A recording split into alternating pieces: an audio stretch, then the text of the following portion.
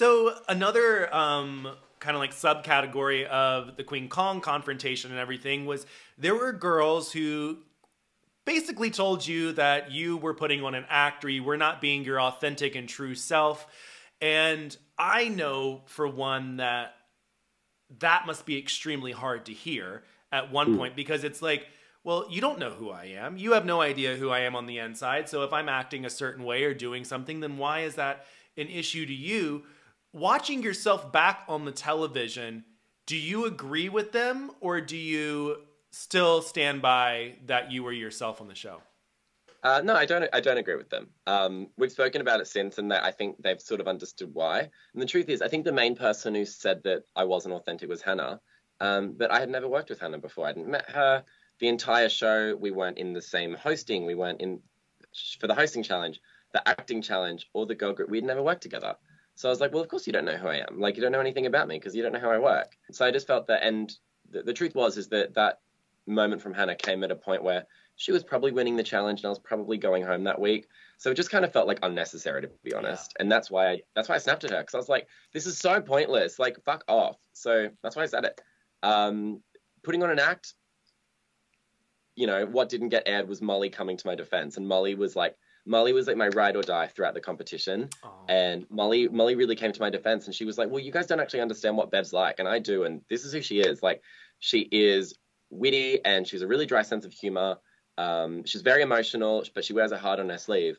But I've always been like that, and it's just because the truth, the way I operate is just based on, I'll always be honest to you, I'll always be loyal to you, I'll never lie to you. And those things are much more important than like putting on the face of like, oh, I'm a drag queen on the TV. I'd rather just be honest, to be honest. Yeah. So yeah, it was hard to hear. And rewatching it back, it was also hard to rewatch because it makes you really second guess who you are. And I don't think she realized how much that did hurt me in the moment, because I was just doing my best and I was just doing my best to be present.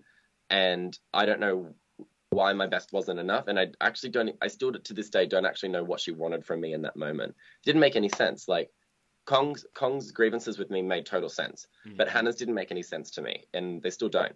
We've kind of just like gotten over it now. We kind of just brought it down to the fact that it was top five and it was very, very nitty gritty, as we Yeah. say. But yeah, in that moment, I was like, "What the fuck are you talking about, dude? Like, this is so pointless. It makes no sense. And also, I'm about to go home, so just let me be, you know." And then you have to watch it back all over again and relive everything and then Yeah.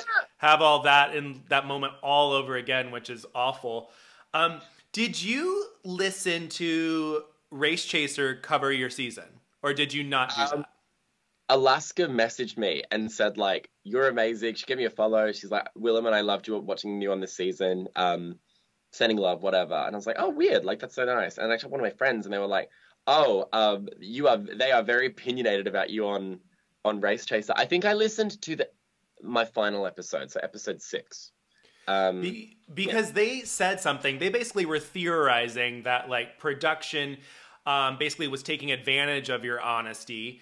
Do you see it that way, or did you see it that way at all? Maybe a little bit, but Yeah. like I genuinely just am this person.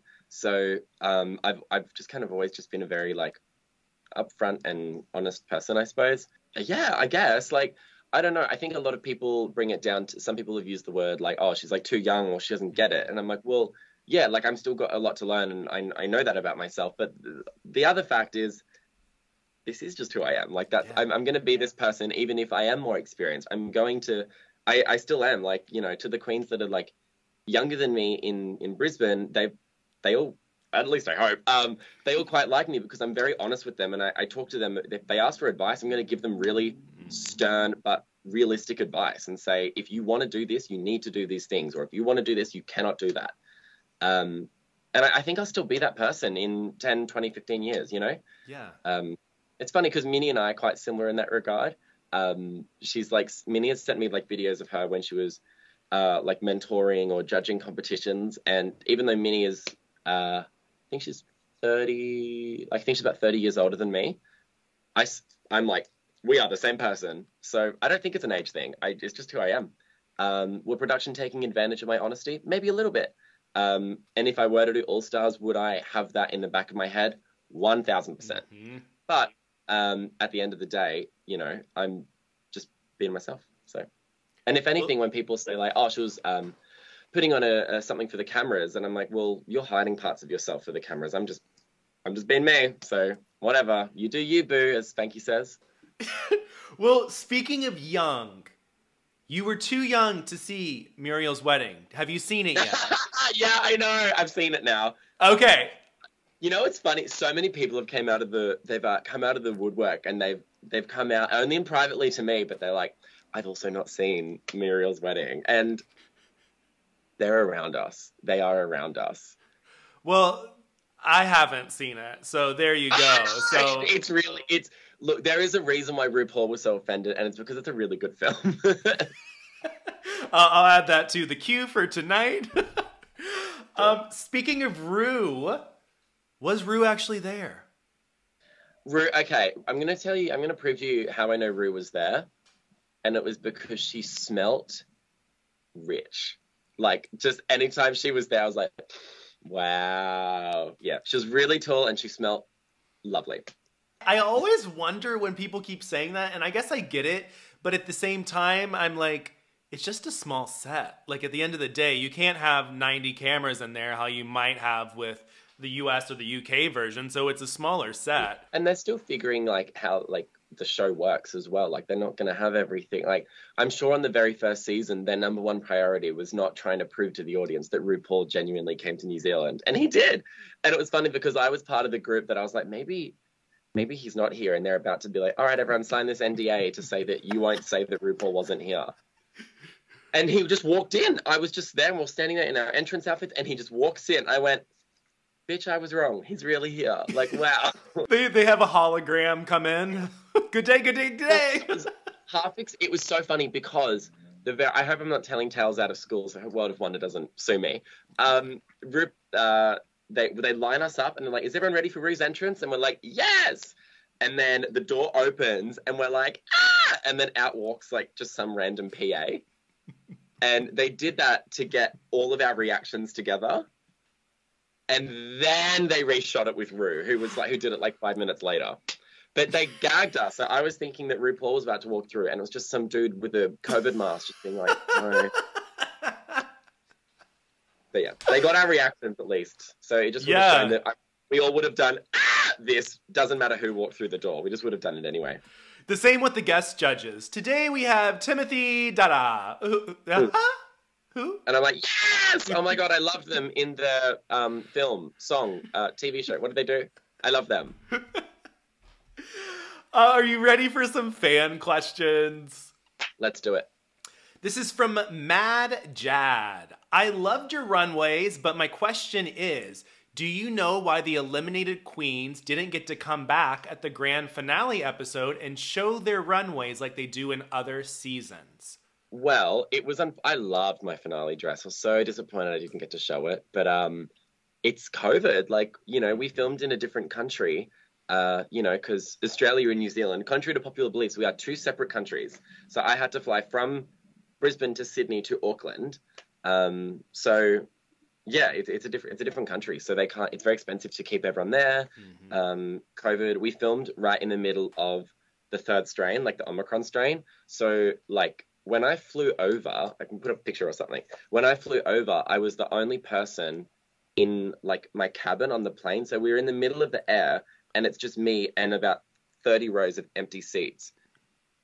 Yeah, it was very strange. Business class was full because they're all business people doing. They want that. They can afford it. But it was just me and like one other person in like economy, just sitting with like hundreds of free seats in the middle of the air. So they filmed it in a very, very COVID-heavy time. So we all had to go. Wasn't safe. I always wonder, like, if COVID didn't happen, would Drag Race be as oversaturated as it is now? Don't know. Because I think about it and I'm like, well, the reason why I feel that way sometimes is because I had all the free time to watch all the shows on WoW, like I could be like, oh, well, there's Drag Race Canada or this and that, you watch it there. I don't know, maybe. I think that was a lot of the reason why people have noticed that season 1 and season 2 have had a really uh, big decrease in viewership.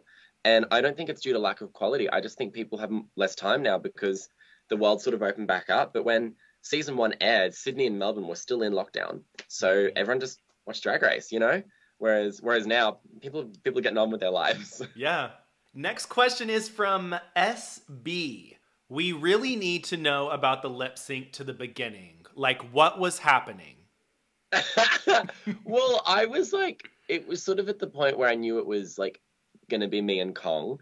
And I was like, if we're going to do a lip sync to a RuPaul song, like, could we at least get like Call Me Mother or something more upbeat? Because we would have like, that would have been earth shattering lip syncing. But like, I was about to like, I was very upset, obviously, that episode. Like, I had just like been told that I was fake, and I was like, fuck all of you, I hate you, I'm going. So when I was lip syncing, I actually start the lip sync by like walking to the back of the stage.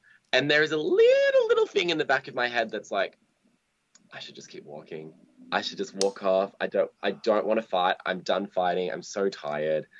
And then and then there's something in me. I'm like, oh my God, that's so disrespectful. Turn around and do the lip sync. So I did it. And I was just going to like kind of bop around and finish the lip sync because I'd sort of already I'd done tricks in like the other lip syncs and whatever.